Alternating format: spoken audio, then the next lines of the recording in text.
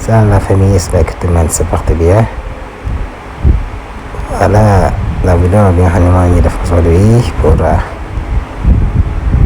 compléter les vidéos qui ont donné dans la chaîne YouTube sur le comprendre le français à wolof te ñëw ci les quelques vocabulaires nga xam ne am na solo actuellement pour ñu consommer ko mën nga mën a utiliser à niveau local. Njëkk ci yii nii nga xam ne am na si yoo xam ni fes na siiw na moo xam ci jëm ci wàllu réew mi administration bi politique bi et cetera. Voilà, jamaatin mahaliya signifie collectivité locale. Collectivité locale. Lajna mooy commission.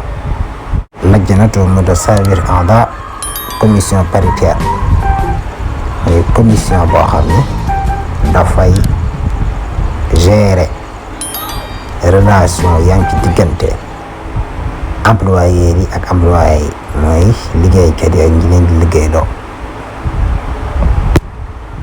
pour négocier salaire yi ak condition travail yi lan lay négocier loolu mooy commission paritaire. Baladiya mooy commune benn ville wala benn quartier bu am sa propre gouvernement local bu am gouvernement local boppam boo xam ni par exemple boo demee Dakar commune la, Pikine commune la, Rufisque itam commune la am li nga am seen gouvernement local bopp. Ittisaal mooy communication defe naa ko ne xam na ko. Kafaa ixtisaas mooy compétence man ixtisaas mahalli iqlimi compétence territoriale genre benn commune mën na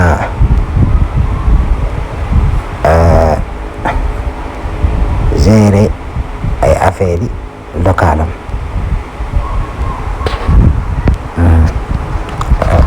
ay maanaam ci wàllu li ko wër mu gérer ko am compétence bi nga ko gérer. Muhasaba umumiya comptabilité publique xisaab mooy compte xisaab aradu xaali compte rendu exemple président yi ministre mi defee conseil des ministères bu noppi souvent dañuy def compte rendu tënk presque li jugee ci conseil bi compte rendu yi mën nga tuddee compte rendu. Xisaabatul xazina compte de trésor trésor day am compte. Tanazul mooy concession par exemple benn espace wala benn terrain boo xam ni état bi moo ko joxe wala sax quelqu'un moo ko joxe jox ko kenn koo xam ni da koo jox pour mu utiliser ko pour benn période. Par exemple mën naa nekk souvent ay des projets agricoles pour bay baabal ko mu jox ko dans une période déterminée. Concession. Shurutul aqdi mooy condition du contrat souvent day am ay conditions yu ñu ci teg. Tathbit confirmation saxal gën a dëgëral ku ne xam na ko. Majlis mooy conseil mustachar conseiller président da koy am day am conseiller boo xam ni moo koy conseiller mustachar chancelier. Rida mooy consentement sans contrat ñu waxtaan ci dara dëppoo ci am ci consentement dëppoo. ci accord d'accord. IDA mooy consignation par exemple yow boo bëggee luyee appartement wala yu ni mel ni da ngay joxe benn somme d'argent boo xam ni pour caution la ba joxe dara en garantie lu caution loolu mooy consignation. bon yéen mooy constat mooy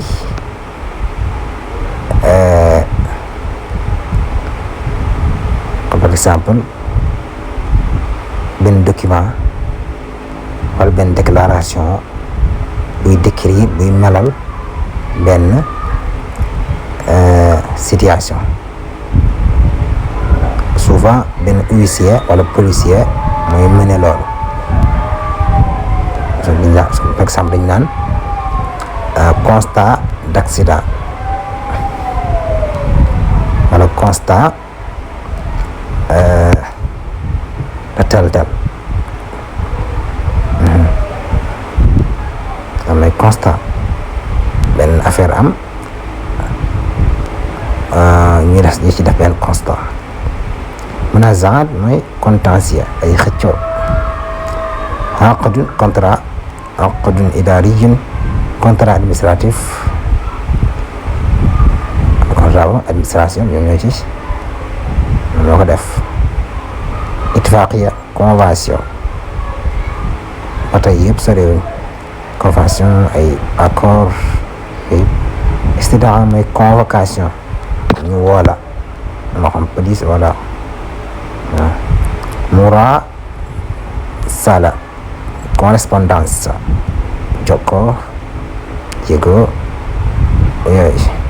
majlisul muhasaba mooy cour des comptes ku ne xam na ko. la markazia mooy décentralisation. voilà ñu daal di yem foofu.